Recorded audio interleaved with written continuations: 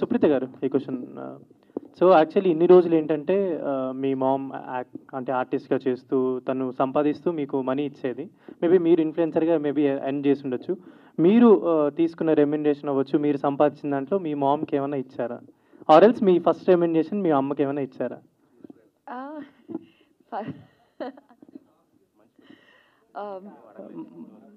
అంటే ఇన్ని రోజులు కాదు, నేను ఫస్ట్ నా రెమ్యునరేషన్ ఏం చేశాను, ఫస్ట్ ఎవరికి గూగుల్ పే ఫస్ట్ నాకు వచ్చిన వెంటనే ఎవరికి పంపాను? ఆవిడకే పంపాను. లేదండి, నేను జెన్యూన్గా ఈ మధ్య కొంచెం రెస్పాన్సిబుల్గా ఉంటున్నాను. తను కొంచెం పెట్టుకుంటుంది, తన పాకెట్ మనీ కోసం, తన షాపింగ్ కోసం పెట్టుకుంటుంది, మిగిలినవంతా నాకే పంపిస్తుంది. అండ్ ఇందాక చందు అడిగిన క్వశ్చన్కి అవి లక్షల్లో కాదు, వేలల్లోనే. అదే చెప్పా, అది కూడా వేలల్లోనే.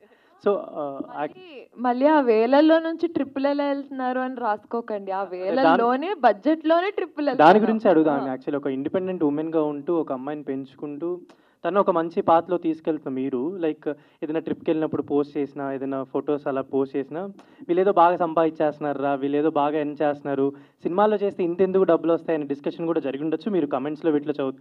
సో అలాంటి వాళ్ళకి మీరు ఏమైనా any answer to them are? ఇన్ని రోజులు ఆవిడ ఆన్సర్ చేస్తుంటారు కదా, so I will answer these. అంటే ఈ గత 1-2 monthsగా నేను ఇన్స్టాగ్రామ్లో, అంటే అందరికీ మెంటల్ హెల్త్ అనేది చాలా ఇంపార్టెంట్. సో అది కొన్నిసార్లు అది ఎందుకు ఎవరికి డౌన్ అవుతుంది, ఎక్కడ అవుతుంది, we never know. And everybody అందరికీ చిన్న ఎస్కేప్ అన్నది కావాలి, ఆ పాజ్ బటన్ మన వర్క్ స్పేస్ నుంచి. సో ఇప్పుడు ఒక మిడిల్ క్లాస్ వాళ్ళకి ఇన్కమ్ ఒక 60,000 రూపీస్ అయినా వాళ్ళు సేవ్ చేసుకొని 10,000 రూపాయలు ట్రిప్ వెళ్ళి రావచ్చు. సో మేము అంతే, వచ్చి అస్సలు రావు అని కాదు కదా. సో ఇది వరకు ఆవిడ ఒక్కటే చెయ్యి అయింది, ఇప్పుడు మా ఇద్దరిది అయింది. సో మా ఇద్దరు చేతులు కలిసి మా ఇద్దరితో మేమిద్దరమే వెళ్తున్నాము. సో ఇట్స్ ఆర్ మనీ, దాంట్లోనే సేవింగ్ చేసుకొని దాంట్లోనే కొనుక్కొని కొంచెం దాన్ని లగ్జరీ అనకూడదు, లావిష్గా ఎప్పుడు పోతామో తెలియని జీవితాన్ని ఇప్పుడు ఎంజాయ్ చేయకపోతే ఎప్పుడు ఎంజాయ్ చేస్తామన్నది నా కాన్సెప్ట్, అంతే. ప్రొడ్యూసర్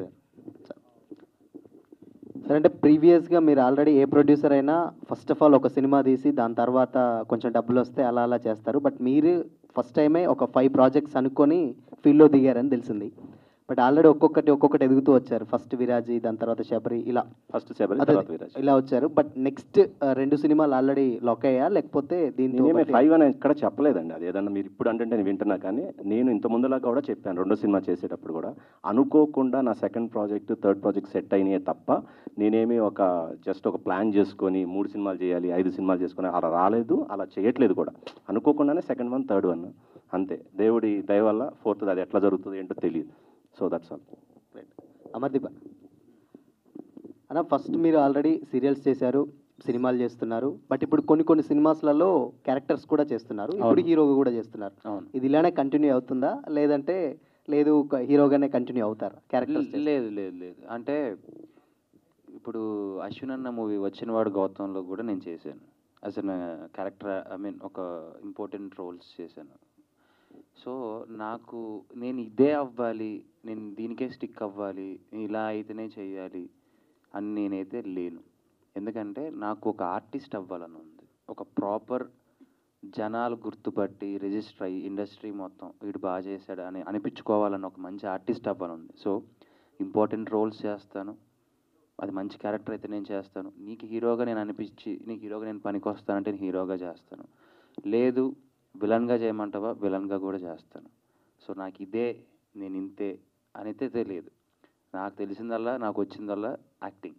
దీనికి తప్ప నేను దేనికి పనికిరాను, కాబట్టి ఇదే చేస్తాను. Thank you sir. మహేందర్ గారు,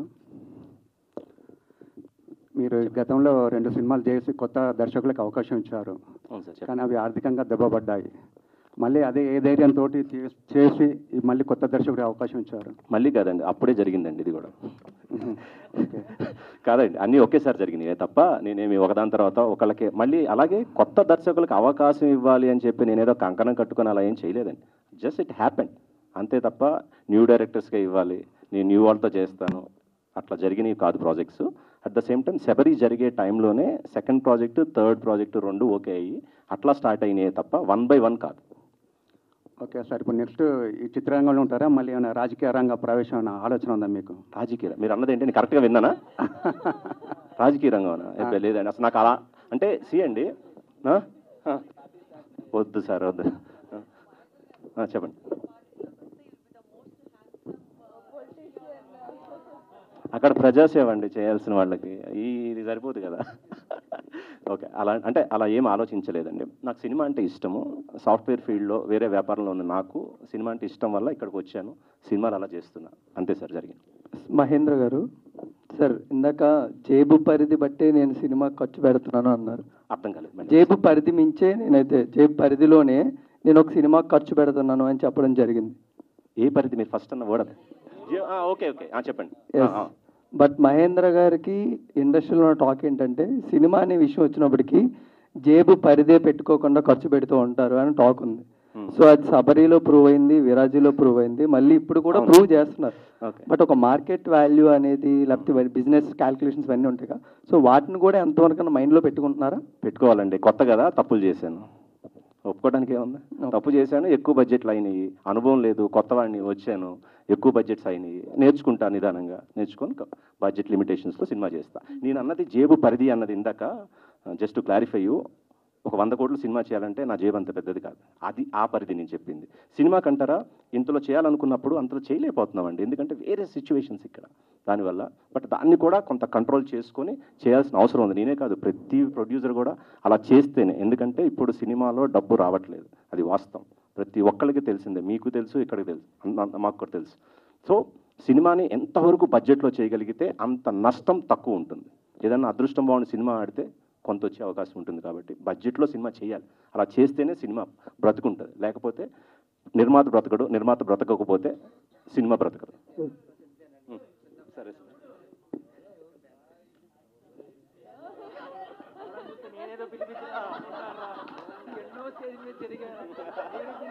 బాబా,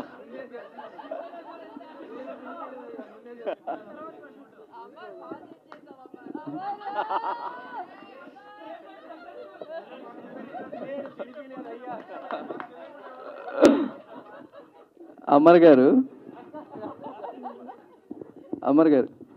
ముఖ్యంగా మళ్ళీ చెప్పాలి, ఇది నేను చేసిన సెటప్ అయితే కాదు. అమర్ నిజం చెప్పు, అమర్ నిజం చెప్పు. ఇంకొక 500 ఎక్స్ట్రా ఇస్తా, కాలు మీద పండు extra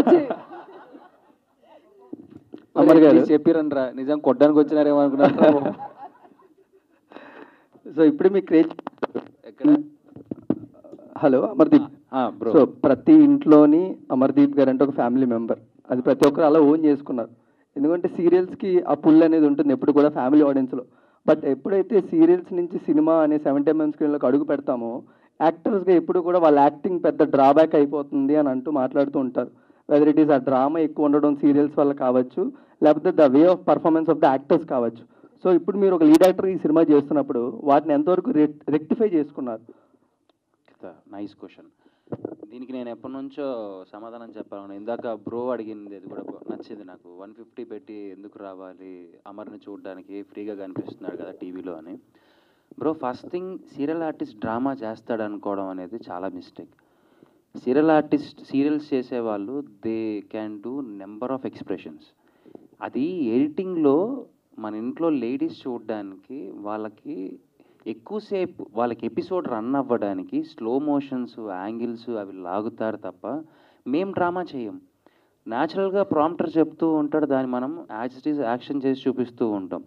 when it go to editing suit, ఆ ఎడిట్ సూట్లో సీరియల్ ఫార్మాట్కి వెళ్తుంది ఎడిటింగ్.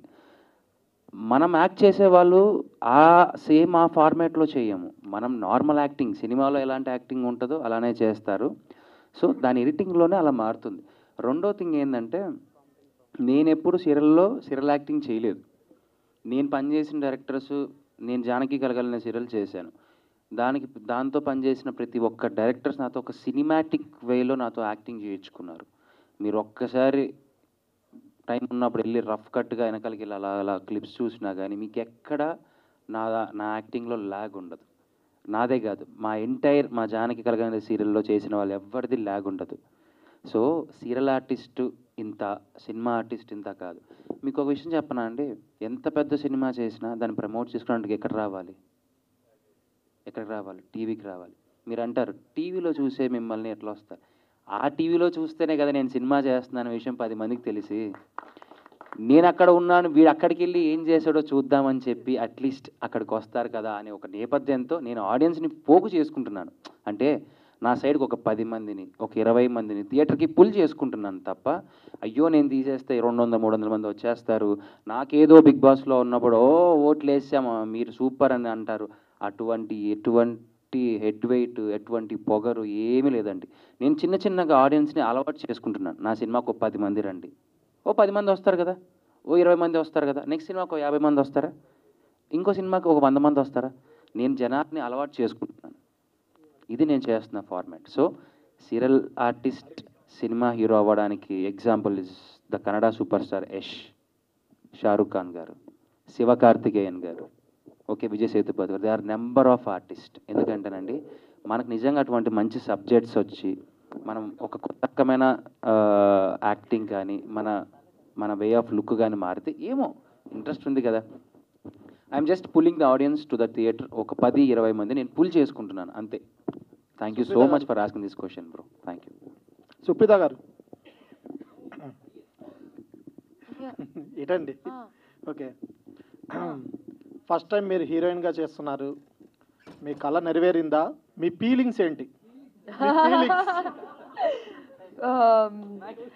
కళ ఇంకా నెరవేరలేదు. నాకు ఎప్పుడు హీరోయిన్ కంటే కూడా వరలక్ష్మి శరత్ కుమార్ గారు లాగా బాలయ్య గారి పక్కన ఒక అలాంటి పవర్ఫుల్ రోల్స్ చేయాలి అని నా కోరిక. ఆ రోజు నా కళ నెరవేరుతుంది, ఈ రోజు కాదు. ఇది చిన్న కళ, అది ఇంకా చాలా పెద్ద కళ.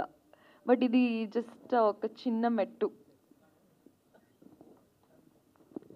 Okay, thank you. Yes, so we hope media మిత్రులందరికీ మీ క్వశ్చన్స్కి సమాధానాలు వచ్చినాయి అనుకుంటున్నా. మరీ ముఖ్యంగా మా తార్జాన్ క్వశ్చన్కి వచ్చింది అనుకుంటున్నా.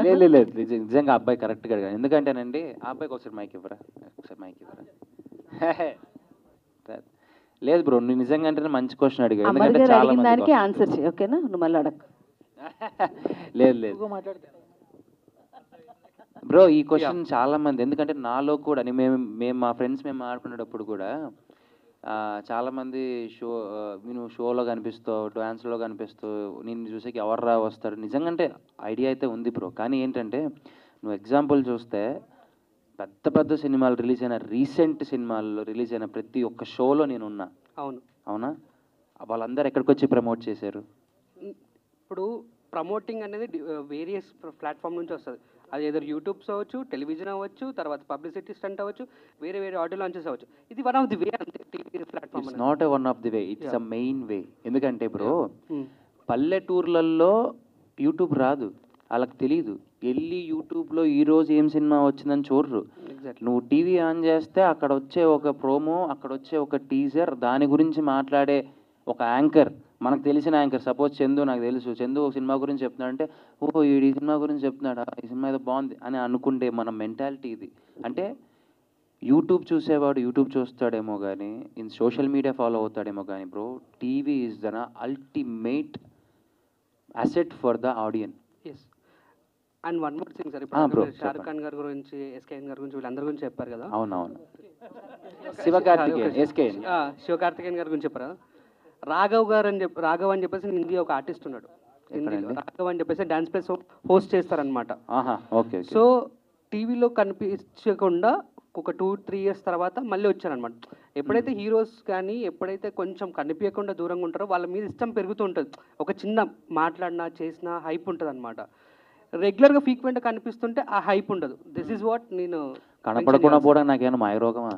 కాదు bro, I want to communicate with the audience regularly. కనిపిస్తాను, చూడండి, నాకున్న టాలెంట్ నేను చూపించుకోకపోతే ఇప్పుడున్న కాంపిటీషన్లో, ఇప్పుడున్న జనరేషన్లో నేను ముందుకు రాలేను. మీరు అనుకున్నవన్నీ పాత ముచ్చట్లు. అంటే వీడు కనిపిస్తున్నాడు ఎందుకని. ఇప్పుడు ఇందాక మా ప్రొడ్యూసర్ గారు చెప్పినట్టు నిజంగా సినిమాలో వర్త్ ఉంటే ఒక 10 మంది రానియండి. 10 మంది అమర్దీప్ సినిమా కోసం వచ్చారుగా ముందుకు థియేటర్కి. సో నెక్స్ట్ ఆ ఫ్లో అనేది పెరుగుద్ది. ఆ నమ్మకంతోనే ముందుకు వెళ్తున్నాను bro. Thank you bro. Thank you bro. Thank you. Clear. Anyways, Chowdary గారి అబ్బాయితో నాయుడు గారి అమ్మాయి టైటిల్ రివీల్కి వచ్చేసిన మీడియా వాళ్ళందరికీ కూడా మరొకసారి పేరు పేరున థ్యాంక్ యూ. సో మా ప్రొడ్యూసర్ గారు పెద్ద బాధ్యత మీడియా మీదకి ఇచ్చారు. సో ఈ పేరుని అలా ముందుకు తీసుకెళ్ళి ఇది రేపొద్దున్న ఎక్స్లో, ట్విట్టర్లో, ఇన్స్టాగ్రామ్లో ట్రెండింగ్లోకి వచ్చేయాలి. సో ఇప్పటికీ ఎప్పటికీ మా అమర్దీప్ గారు మాకు ఎప్పుడు హీరో మెటీరియలే. So definitely we are would love to see you both on 70mm screen. ఖచ్చితంగా మనం అది కూడా పెద్ద ఈవెంట్ చేద్దాం. And all the very best. Thank you. And lot of thanks మీ నుంచి కూడా.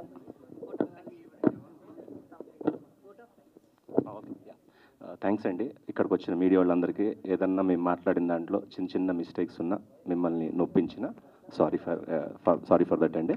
Anyhow, thank you very much for being here. Thank you.